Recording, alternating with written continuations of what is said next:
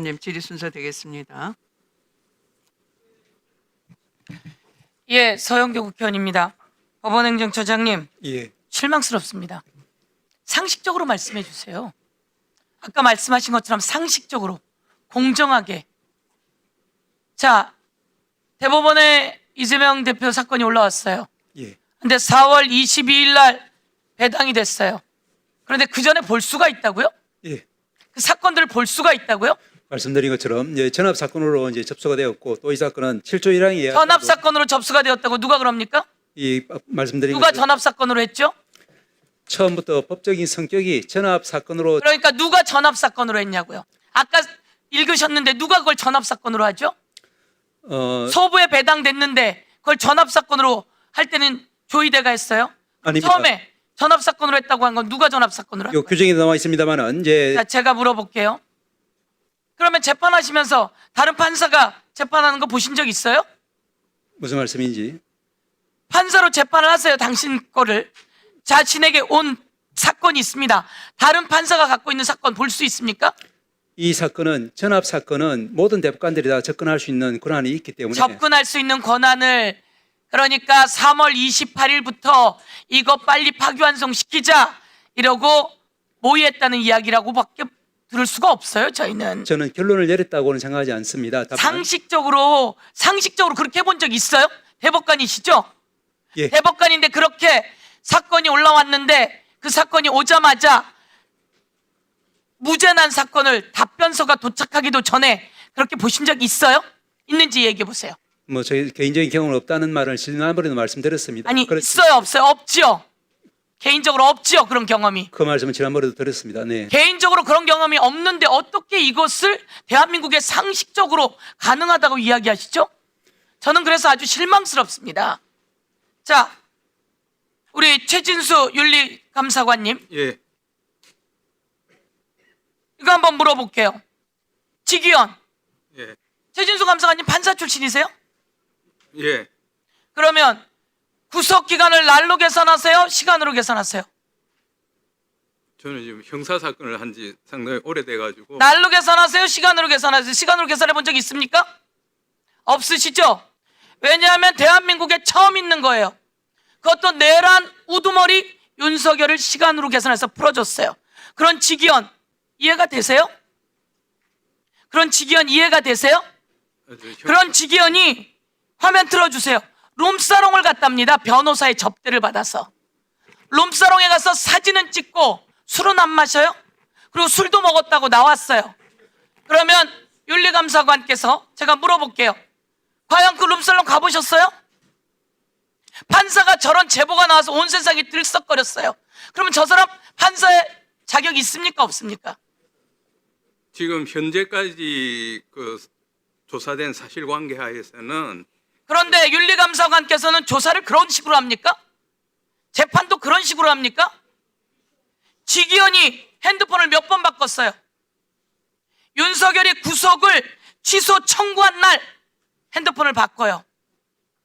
그리고 윤석열을 룸살롱 접대 의혹이 5월 14일 날 터졌는데 5월 16일 날 핸드폰을 바꿔요. 보세요. 룸살롱 접대 의혹이 5월 14일 날 터졌는데 5월 16일 날 핸드폰을 바꿔요. 근데 그것도 그냥 안 바꾸고요. 새벽에 또다시 교체돼요. 제가 휴대폰 가게에서 가서 알아보니까 저거는 뭔가를 지우기 위해서 다시 자기 핸드폰으로 들어갔다는 겁니다. 저거 보셨어요? 안 보셨어요?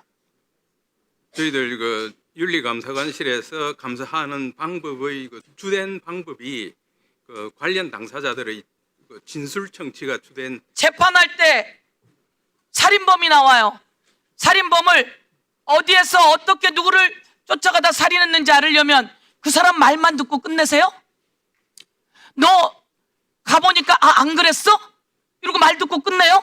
재판할 때 그렇게 하십니까? 그런데 이제 휴대폰 변경이랄지 휴대폰에 관한 정보에 대해서는 모르셨죠?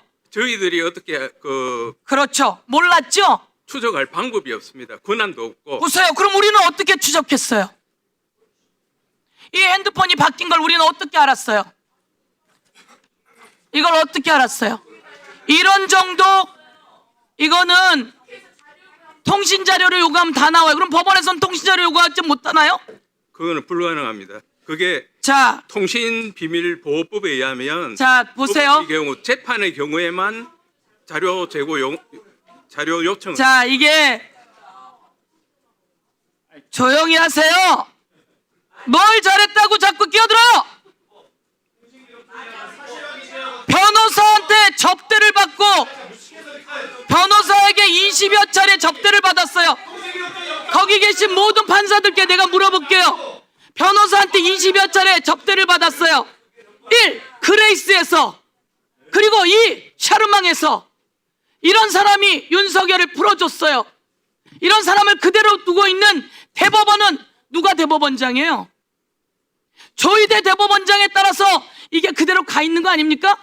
이러고 창피하지 않습니까? 이러고 사법부의 독립을 이야기합니까? 제가 정말 감사관님 그러시면 안 되죠. 공수처에서 자료 요구했는데 왜 자료 안 줬어요?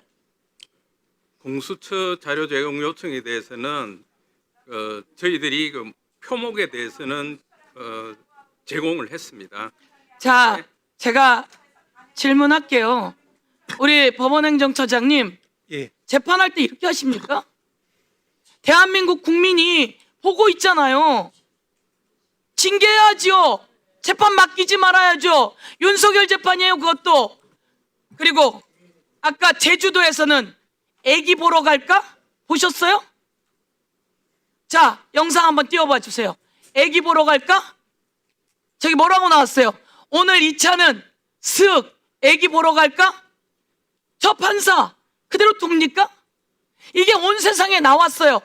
그러면 저 판사들이 누굽니까? 저 판사들 땡땡 여경은 카톡 대화의 변호사랑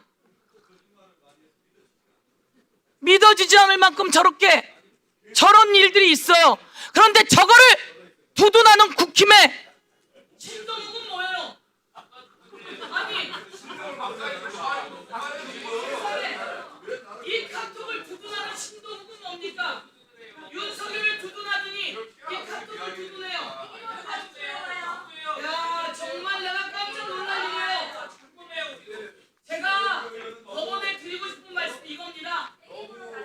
대한민국에 가장 독립적으로 하시려면 스스로 아픈 거는 드러내셔야 합니다. 스스로 아닌 것은 정리해 주셔야 우리가 사법부를 최후의 보루로 믿지 않겠습니까? 그런데 눈만 껌뻑이시면서 저희는 핸드폰을 모릅니다. 이렇게 얘기하시면 우리가 어떻게 법원을 믿고 일을 맡기겠습니까? 그래서 조희대 직결 안 된다. 애기 보러 가자. 이게 뭡니까 이게? 그만하세요. 애기 보러 가자. 그만하세요. 이게 뭡니까 이게? 아까도 말씀드렸지만 통신비밀보호법상 저희들이 자료 제공을 요구할 권한이 없습니다. 보세요. 우리가 핸드폰이 교체됐다는 걸 알려줬다면 거기서 물으셔야 될 거 아닙니까? 당신 왜 핸드폰을 교체했느냐? 우리가 여러 가지 벌써 다 내놨잖아요. 핸드폰 교체됐다고. 그러면 다시 확인해야 되는 거 아닙니까? 그리고 확실하게 추적해줘야지 여러분을 믿지. 우리는 여러분에게 목숨까지 바치고 재판을 해달라고 하는데 여러분은 자기 사람들은 그렇게 다 감싸면 국민이 믿겠습니까? 저는 여지껏 여러분들을 국민들은 하늘처럼 여겼어요. 그런데 자기네는 애기도 보러 가야 되고 그게 뭡니까? 변호사한테 접대받고 이렇게 들키지 않았으면 몰라요. 들켰잖아요. 그럼 정리하셔야죠. 그 방금 말씀하신 이 여모 부장의 경우에는 10월 3일에 그 언론에서 처음으로 비리 의혹이 보도가 됐습니다. 그래서 저희들이 추석 연휴가 끝나고 나서 바로 여 부장에게 진술 청취를 했습니다. 그래서 아직 그 여 부장이 10월 3일자 언론 보도에 대해서 아직 인지를 못한 상태여서 저희들이 지금 경위서를 제출하도록 요구를 했습니다. 그래서 못해요. 그런 사건이 나왔는데 김성환님 어떻든 잘 하셔서 확실하게 정리하세요. 윤리검사관이시잖아요. 지금 방금 말씀하신 부분은 저희들이 그 사실 확인에 이제 막 착수한 상태입니다. 결과가 나오는 데 따라서 네, 서영교 의원님 그냥 수고하셨고요. 꼼꼼하게 처리하겠습니다. 윤리감사관님, 예. 아까 지기현 부장판사의 그 뇌물 등의 혐의에 대해서는 현재 상태로서는 증거가 없다라고 하셨습니까? 예, 그러면 이 국회에서 저렇게 서영교 의원이나 그 전에 또 아마 언론 보도를 통해서 청취를 하셨을 겁니다. 김용민 의원님, 또 그리고 국회 정론관에서 이 아까 윤모, 이모 변호사 등과 진술이 일치한다 했는데 아까 그 김기표 의원, 박균택 의원님이었나요? 이미 해당 그 의심 대상자 지기현 부장판사의 말이 3번이나 바뀌었다 하지 않습니까? 그러면 어느 진술과 일치합니까? 그러니까 이런 상황에서 윤리관사감실이 면죄부를 주려고 하지 않는다면은 국민 앞에 당당하게 이것을 이 감사관실이 감사를 허술하게 했다를 인정을 하시고 제대로 감사하시겠다 하셔야지만 사법 신뢰가 회복되지 않겠습니까? 그럴 의지가 있으십니까? 예, 그래서 저희들은 강제 수사권을 가진 그 수사기관의 수사 결과에 따라서 그 비위 의혹이 사실로 드러나면은 그러면 강제 수사에 맡길 거면은 뭐 하러 윤리감사관실은 운영합니까? 왜 국록을 축내면서 그 자리에 앉아 계십니까? 거기 몇 명이나 있는 겁니까? 지금 면죄부 주려고 하시는 거 아닙니까? 법원 행정처장님 이 상황 어떻게 생각하십니까? 예, 강제 수사 기관에게 맡길 수밖에 없다면 윤리감사관실은 왜 운영하시는 겁니까? 아무 기능도 못 하고요. 예, 강제 수사가 아닌 방법으로도 이제 여러 가지 자료를 가지고 비위 혐의가 명백하면은 여러 가지 징계 조치를 취하고 있는 것으로 알고 있습니다. 이 사건의 경우에도 윤리감사실에서도 이제 감사위원회 회부했지만 저도 그때 이제 여러 위원님들이 주신 말씀을 토대로 해서 법원행정처장 자격으로 이 부분은 반드시 감사위원회 회부해서 절대다수 거의 대부분이 이제 외부위원으로 구성된 감사위원회의 의견을 한번 들어보고 거기서도 이제 어떤 이야기를 하는지 그거를 토대로 해서 그 다음에 이제 결론을 내리자 이렇게 해서 부탁을 드립니다. 같은 날 그 면죄부를 발표하는 그날 바로 이 이모 변호사와 절친이라고 알려진 그 제보자가 국회 정론관에서 구체적으로 제보했습니다. 깜짝 놀라지 않으셨나요? 아주 구체적으로. 그 부분 그러니까 같이 동석했던 이모 변호사가 이 밥줄이 걸려 있는 관계로 지기현 부장판사 편하게 진술을 바꿔준 거죠. 그러나 이미 제보자한테 건넸던 카톡이나 증거 사진, 또 그 증거 사진과 가르쳐준 주소에 그레이스와 샤르망이라는 주소가 일치하는 사진에 나온 배경 화면과 똑같은 술집이 현존한다는 것까지 더불어민주당 소속 국회의원이 이미 여러 달 전에 확인해서 그 자체를 다 보내드렸어요. 그런데 저와 같은 답변이고 아무 의지가 없다면 과연 사법 신뢰를 회복하실 수 있겠습니까? 자정 능력조차 안 보이는 거 아니겠습니까? 이 사태에 대해서 어떻게 생각하십니까? 예, 저희들 사법 신뢰를 위해서 계속해서 노력해야 된다는 말씀 다시 드리고요. 조금 전에 그 말씀에 대해서만 한 말씀만 드리면은 윤리감사실에서도 지금 말씀하신 그 기자회견하신 그분에 대해서는 아마 검토를 했지만 그분은 이제 그 이모 이제 또 윤모라고 하는 그 직접적인 어떤 현장에 있었던 분으로부터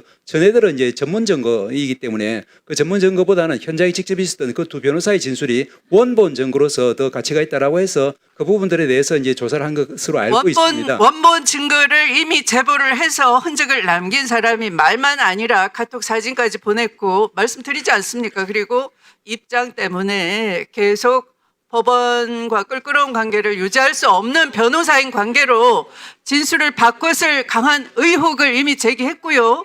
이 제보자의 진술이 거의 구체적이다라는 걸 다시 한번 상기시켜 드립니다. 그렇게 해서 사법신뢰 회복과는 한참 거리가 멀기 때문에 아마 이 국정감사로 그냥 끝날 것 같지는 않습니다. 그러면 감사를 중지하겠습니다.